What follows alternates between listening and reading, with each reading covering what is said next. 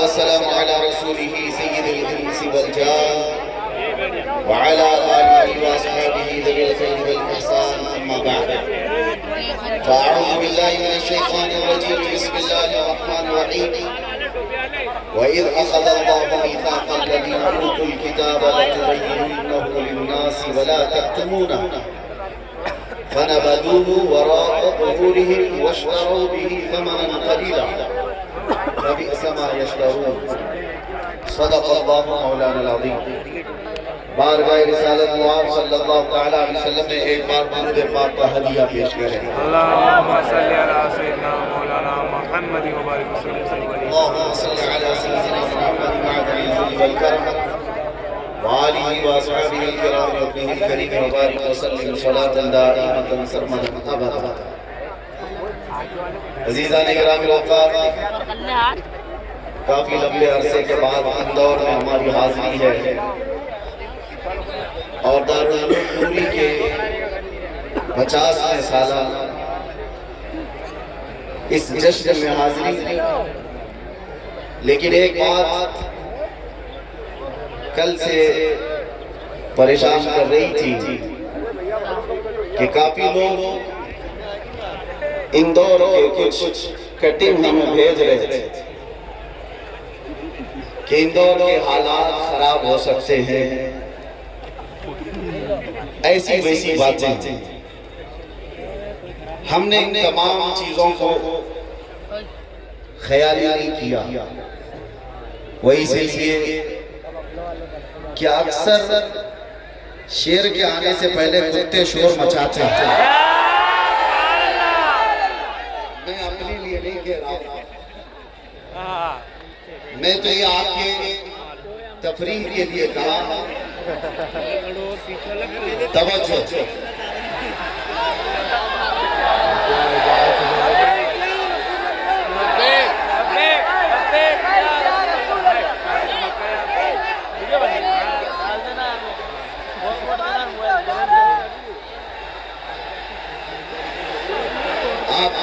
آپ کے شور میں وقت ختم ہو جائے گا، آپ کی آوازوں میں اور نعروں میں وقت ختم ہو جائے گا۔ توجہ سے سن لیں، تقریر ختم ہونے کے بعد سارے نعرے ایک ساتھ لگا لیں۔ مولانا احمد یار خان رفیق محترم شہزادہ حبیب العلماء، ان کے کندھوں پر ایک بڑی ذمہ داری ہے، دارالعلوم کو لے کر چل رہے ہیں۔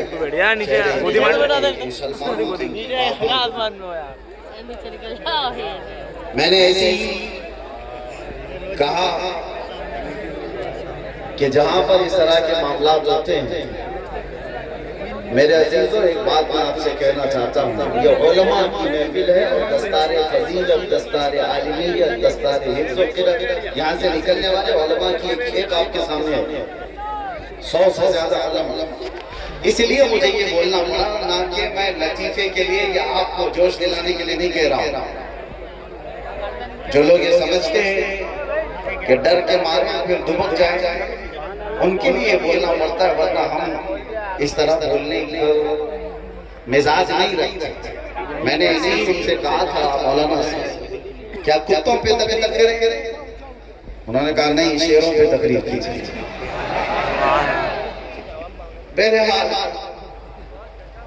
بات صرف اتنی ہے، حق بات کہنے پر جو چاہیں آپ سزا دے دیں، جیسے آپ ہیں ویسا ہی کہا ہے ہم نے۔ میرے عزیزو، اللہ تعالیٰ نے قرآن میں فرمایا، یہ علماء کے سلسلے میں بات وَإِذْ أَخَذَ اللَّهُ مِيثَاقَ الَّذِينَ أُوتُوا الْكِتَابَ، اللہ فرماتا ہے جن کو کتاب دی گئی، علم دیا گیا، اللہ نے ان سے وعدہ لیا ہے، عہد دیا ہے۔ کس چیز کا وعدہ لیا ہے؟ لَتُبَيِّنُنَّهُ لِلنَّاسِ، لوگوں کو حق بیان کرتے رہو گے، وَلَا تَكْتُمُونَهُ، اور کوئی چیز چھپاؤ گے نہیں۔ حق بیانی سے اپنے آپ کو دور نہ کرو گے، یہ علم والوں کے ساتھ اللہ نے وعدہ لیا۔ لیکن پہلے کے علم والوں نے کیا کیا؟ یہودی اور عیسائیوں کے متعلق کہا گیا فَنَبَذُوهُ وَرَاءَ ظُهُورِهِمْ، اس وعدے کو انہوں نے پیٹھ پیچھے پھینک دیا، اللہ سے کیا ہوا وعدہ انہوں نے توڑ دیا۔ وَاشْتَرَوْا بِهِ ثَمَنًا قَلِيلًا، اور حق بات بولنے کی بجائے مالداروں سے تھوڑے مال پر وہ راضی ہو گئے، یعنی تھوڑی سے پیسوں کی وجہ سے وہ اپنے حق بیانی سے دور ہو گئے۔ علماء یہاں سے نکل رہے ہیں، سب سے پہلی نصیحت ان کے لیے یہ ہے، تمہارے سروں پر جو تاج رکھا جا رہا ہے، اب تو تمہارا اصل معاملہ شروع ہونے جا رہا ہے۔ یہ نہیں ہے کہ تکمیل ہو گئی یہاں سے، میدان میں اترنے کے بعد اب یہ دیکھا جائے گا کہ آپ قوم کی سچی رہنمائی کرتے ہیں کہ نہیں کرتے۔ نیابت رسول کا تاج رکھا جا رہا ہے، نیابت انبیاء کا تاج رکھا جا رہا ہے، تو ہمیشہ علماء کو یہ چاہیے کہ انبیاء کی سیرت پڑھیں، جن کو آری سے دو ٹکڑے کر دیا گیا مگر وہ حق بولتے رہے، جن کے سر کو قلم لگ دیا گیا یحییٰ علیہ السلام، وہ حق بولتے رہے۔ انبیاء کرام علیہ السلام میں سارے نبیوں کی آپ سیرت پڑھیں، تب آپ کو پتا چلے کہ ہم کو نیابت کا تاج دیا گیا ہے۔ یہ سارے مسائل کو آنے والے ہیں حق بولنے پر، اسی لیے میرے آقا صلی اللہ علیہ وسلم کی حدیث پاک ہے افضل الجہاد کلمۃ حق عند السلطان الجائر۔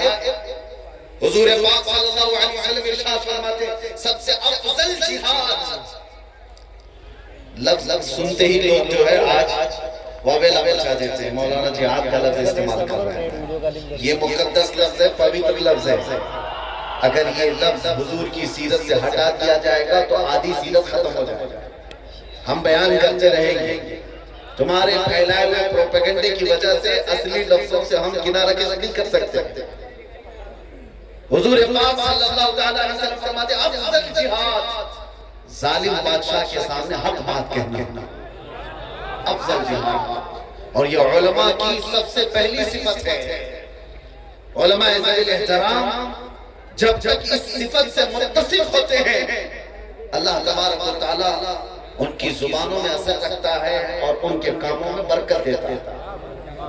لیکن امام غزالی رحمۃ اللہ تعالیٰ علیہ کا ایک قول ہے، آپ فرماتے وہ عالم جو حق بیانی سے اعراض کر لیا، مالداروں کی دیکھ کر ان کے حساب سے فتوے دینے لگا، ان سے کچھ مال لے کر ان کے من کی بات کہنے لگا، امام غزالی فرماتے وہ اس مکھی سے زیادہ غلیظ ہے جو پخانے پہ بیٹھتی ہے۔ یہ امام غزالی رحمۃ اللہ تعالیٰ علیہ کا فرمان ہے، اس لیے وہ صرف اور صرف مال کی وجہ سے اللہ کی دی ہوئی نعمت کے ساتھ خیانت کر رہا ہے۔ عزیزان گرامی وقار، اللہ کے نبی صلی اللہ علیہ وسلم کی شریعت طاہرہ کی جو جماعت حضور فرماتے ہیں پہلے دن لڑائی ہوگی تو 1/3 ایک تہائی میدان چھوڑ کر بھاگ جائیں۔ یہ مسلمانوں کے بارے میں کہا ہے، ایک تہائی میدان چھوڑ کر بھاگ جائیں گے، لیکن رسول اللہ نے اس کے ساتھ یہ بھی فرمایا وہ روئے زمین کے سب سے بدترین لوگ ہوں گے، ان کو توبہ بھی نصیب نہیں ہوگی۔ حضور نے فرمایا جو میدان چھوڑ کر بھاگا ایسے وقت میں جب دین کو ضرورت تھی، حضور فرماتے ہیں وہ روئے زمین کے سب سے بدترین لوگ ہوں گے، توبہ بھی نہیں ہوگی۔ دوسرا دن یا دوسرا مرحلہ جنگ کا، میرے آقا صلی اللہ علیہ وسلم فرماتے ہیں ایک تہائی حصہ مسلمانوں کی جماعت کا شہید ہو جائے، قتل ہو جائے، 1/3 پہلے میدان چھوڑ کر بھاگے اور 1/3 قتل ہو گئے، شہید ہو گئے۔ اب حضور فرماتے ہیں آخری جو تہائی حصہ بچا اللہ تعالیٰ اس جماعت کو فتح مبین عطا فرمائے۔ پتہ یہ چلا فتح مبین دیکھنے کے لیے کچھ اپنوں کی غداری بھی دیکھنے پڑے گی اور کچھ اپنے عزیزوں کی موت بھی دیکھنے پڑے گی۔ بات سمجھ میں آ رہی؟ کچھ اپنے چھوڑ کر کے جائیں گے اور کچھ اپنے شہید بھی ہو جائیں گے۔ یہ سب چیزیں دیکھ کر جو برداشت کر کے کھڑا رہ گیا اللہ اسے فتح مبین بھی دکھائے گا، اسے فتح مبین دکھایا جائے گا۔ آج کے حالات میں آپ کس جماعت میں جانا چاہتے ہو یہ آپ کے پاس، یہاں پر لاٹھی ڈنڈے سے بھاگنے والی قوم نہیں، ٹھیک ہے اپنی اپنی حفاظت کیجیے، میں منع نہیں کرتا، لیکن اپنے دین کے ساتھ اپنے ایمان کے ساتھ سودے بازی کبھی نہیں ہونی چاہیے، کبھی نہیں ہونی چاہیے۔ تم کو کس نے کہا کہ تم اپنا حلیہ بدل لو؟ تم خود آئینے کے پاس جا کر اپنے آپ کو بدل لی۔ کس نے تلوار رکھی تمہاری گردنوں پر کہ تم نماز نہیں پڑھ سکتے؟ تم نے خود مسجدوں کو ویران کر دیا۔ عزیزان گرامی وقار، کیا رسول اللہ سے وفا کرنے والی جماعت ایسی ہوگی جو حضور کو یہ کہتی ہو لبیک یا رسول اللہ، اے اللہ کے رسول میں حاضر ہوں؟ تو کہاں حاضر ہے؟ کہاں مسجد میں حاضر ہے؟ کہاں حاضر ہے؟ نعرہ لگانے کے لیے حاضر ہے؟ تم اسلام زندہ باد کہتے ہو، یہ کہاں ہے اسلام زندہ باد؟ تمہاری بیویوں پر زندہ ہے اسلام؟ تمہاری بیٹیوں پر اسلام زندہ ہے؟ شادیوں کے محلات میں جا کر کے دیکھو اسلام دور دور تک دکھتا ہے، پھر اسلام کہاں زندہ ہے؟ کہاں زندہ ہے؟ یہ جلسوں میں آپ اپنے گھروں سے اسلام کو زندہ کرو، سڑکوں پر آ کر کے نعرے لگانے سے نہیں اسلام زندہ، آپ کے گھر سے اسلام زندہ ہو، آپ کی بیٹیوں سے اسلام زندہ ہو، آپ کی بہنوں سے اسلام زندہ ہو، آپ کی بیویوں سے اسلام زندہ ہو، ارے تمہارے چہروں سے اسلام زندہ ہو۔ آج سڑک پر پکڑ کر کے کسی نوجوان کو پوچھنا پڑتا ہے کیا نام ہے تمہارا، تاکہ آئیڈنٹیٹی ہو، اس سے بھی نہیں پتہ چلتا، نام بھی اس نے ایسی کامن رکھ لیا، بابو ببلو راجہ، پتہ ہی نہیں چلتا۔ پھر باپ کا پوچھنا پڑتا ہے، باپ بھی پتہ نہیں راجو پاجو کیا ہے، دادا کا پوچھنا پڑتا ہے، تب بھی پتہ نہیں چلتا۔ ارے نادانو، تمہیں معلوم کرنے کے لیے اتنا شجرا پوچھنے کی ضرورت کیوں آئی؟ اپنا حلیہ ایسا بنا لیتے، دور سے دیکھنے والا کہتا مدینے والے کا غلام، دور سے دیکھنے والا پہچانے یہ مدینے والے کا غلام ہے۔ یہ علماء ذویل احترام جانتے ہیں، ہم اپنا لباس کہیں نہیں اتارنا چاہتے، ہم جس حالت میں ہیں اسی حالت میں دنیا سے جانا بھی پسند کرتے ہیں۔ ایئرپورٹ میں جاؤ، ٹرین کے اسٹیشن پر جاؤ، ارے میرے عزیزوں کچھ لوگ یہ کہتے ہیں آڈ نہیں فیل ہوتا، آڈ نہیں فیل ہوتا، آڈ کیا فیل ہو، فخر فیل ہوتا ہے، دور دور تک بیٹھا ہوا بھی نظر اٹھا کر دیکھتا ہے، کیوں دیکھتا ہے؟ عجب لباس نہیں، اسے پتا ہے کس کا غلام ہے۔ آڈ نہیں فیل ہوتا، فخر فیل ہوتا ہے۔ آپ حضرات کو بھی میں یہ کہتا ہوں، اگر محبت مصطفیٰ ہے تو ان گناہوں کو ٹھوکر مارو، آؤ میرے مصطفیٰ کے قدموں میں۔ نشہ عام ہو چکا، ہمارے محلوں میں نشہ دکھتا ہے، ہمارے محلوں میں نشہ کرنے کے لیے لوگ آ رہے ہیں، ایڈریس دے رہے ہیں، کیوں؟ تمہیں پتا ہے نشہ سے جتنے اپنے آپ کو برباد کیے ہوئے نوجوان جیلوں میں بندے ہمیں جانتے ہیں، جن کی مائیں پیچھے روتی روتی، جن کی بہنیں، جن کی بیویاں، جن کی بچیاں، ان کے گھر اجڑ گئے تمہاری بری لت کی وجہ سے۔ اے نوجوانوں، یہ شیطان ہے جو تمہیں اس راستے پر لے جا رہا ہے۔ تم نشہ کر کے کس طرف جانا چاہتے ہو؟ کیا ملتا ہے؟ یہ دیدہ و دانستہ ساری قوموں نے مل کر کے تمہارے پاس یہ نشہ دیا ہے، اس لیے کہ دنیا کے کتوں کو پتا ہے یہ محمد عربی کے شعر ہے، ان کو نشہ میں سلاؤ تو اچھے ہیں، ان کو پاگل بنا کے رکھو تو اچھے ہیں، اس لیے کہ یہ سیدھے ہو گئے تو کیڑوں کی نیند حرام ہو سکتی ہے، بہتوں کے لیے مسئلہ بن سکتا ہے۔ نشہ سے ان کو اتنا کرایا جائے، چھوڑ دو اس نشہ کو، اگر اپنے نبی سے محبت ہے تو آؤ، نشہ کرنا ہے تو کوکین، افیون، چرس، گانجا کا نہیں، عشق محمدی کا نشہ کرو، محبت مصطفیٰ کا نشہ کرو، اس لیے کہ وہ نشہ جب کسی کے سر چڑھ کر کے بولتا ہے تو صبح سے شام تک، شام سے صبح تک اس کی زبان سے صرف اتنا ہی نکلتا ہے، سرور کہوں کہ مالک و مولا کہوں تجھے، باقی خلیل یا گل زیبا کہوں تجھے۔ ارے کوئی آ کر کے اس عاشق زار کو جھنجھوڑ کر کے بھی کہہ دے، ذرا میرے لیے بھی کہہ دو، ذرا میرے لیے بھی کوئی شعر بول دو، دیکھتا ہے پھر بولتا ہے میں گدا ہوں اپنے کریم کا، میں گدا ہوں اپنے کریم کا، میرا دین پارے نہ نہیں، بولوں گا تو صرف اتنا ہی بولوں گا، وہ کمال حسن حضور ہے کہ کمال نفس جہاں نہیں، یہی پھول خار سے دور ہے، یہی شمع ہے کہ دھواں نہیں، جس کی صبح، جس کی شامیں، جس کی راتیں۔ ارے ایک آدمی نے گلاب کا تحفہ کیا پیش کیا، اعلیٰ حضرت امام احمد رضا کو عشق محمدی کا نشہ کیا ہوتا ہے، محبت مصطفیٰ کا نشہ کیا ہوتا ہے، جب وہ چڑھتا ہے تو ہر جگہ محبوب ہی محبوب نظر آتا ہے۔ گلاب جس نے پیش کیا، لوگ تو ہمیں بھی پیش کرتے ہیں، آپ کو بھی پیش کرتے ہوں گے، مگر ایک عاشق زار دیکھتا ہے اور کہتا ہے یہ گلاب جس کو تم نے دیا ہے یہ صبح کھلتا ہے شام میں مرجھا جاتا ہے، میں اس گلاب سے محبت کرتا ہوں جو کبھی مرجھاتا نہیں ہے. اور پھر کہنا شروع کر دیا سرتاب قدم ہے تنے سلطان زمن پھول لب پھول دہن پھول زخم پھول بدن پھول واللہ جو مل جائے میرے گل کا پسینہ مانگے نہ کبھی اتر نہ پھر چاہے دلہن پھول. کیا بات رضا اس چمنستان کرم کی ارے صحرا ہے کلی جس سے حسین حسن پھول.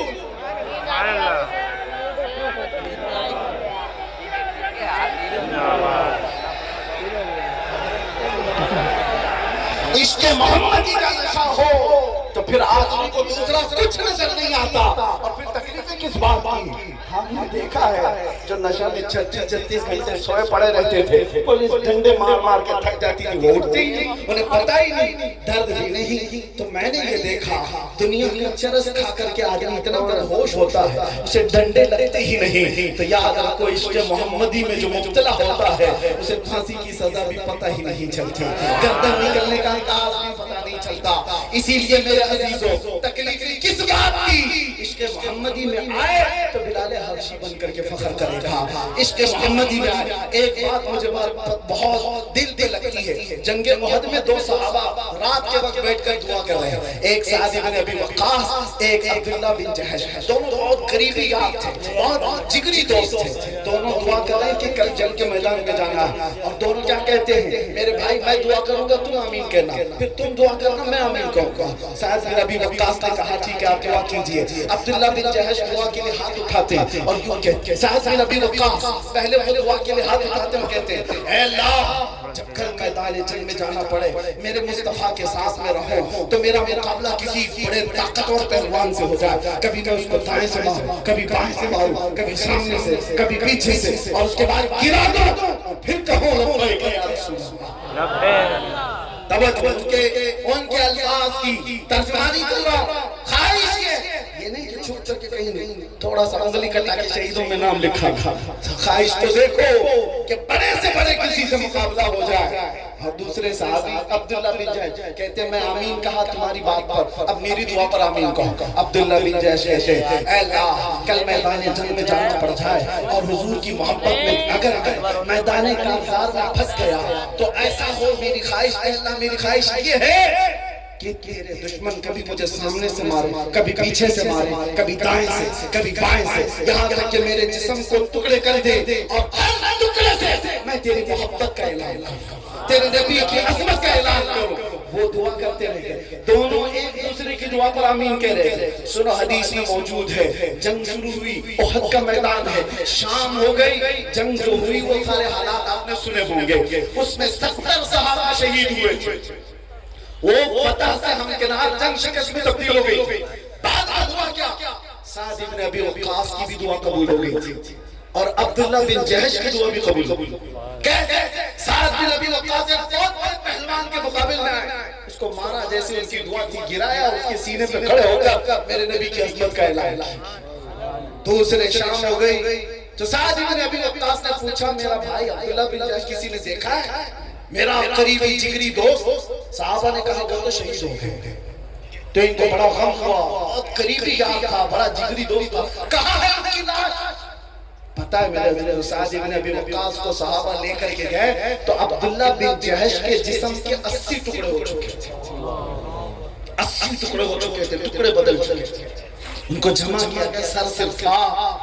سعد بن ابی وقاص نے دیکھا اور پھر کہا اے اللہ کل میں نے بھی دعا کی تھی میرے جگری دوست نے بھی دعا کی تھی میں نے دعا کی تھی کسی بہادر کے مقابل میں آؤ میری دعا بھی تم نے قبول کی اور میرے اس جگری دوست کی دعا بھی تم نے قبول کی. یہ تیری راہ میں مرنا چاہتا تھا.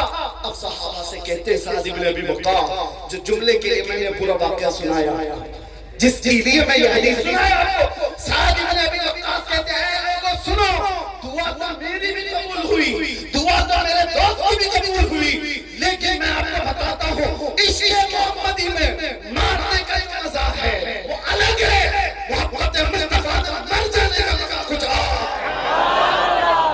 مر جانے کا مزہ کچھ اور ہے. اسی کو اقبال کہتا ہے کہ دو عالم سے کرتی ہے بیگانہ دل کو عجب چیز ہے لذت آشنائی. اور اعلیٰ حضرت یوں کہتے ہیں جام ہے عشق مصطفیٰ روح وضو کرے خدا ارے جس کو ہو درد دوا اٹھائے کیوں؟ اور ہم سب کے لیے اور آپ سب کے لیے آخری یہ شعر ہماری تقریر کا خلاصہ ہے، پھر یہ گلی گلی تباہ ٹھوکر یہ سب کی کھائی کیوں؟ دل کو جو عقل دے خدا تیری گلی سے جائے کیوں؟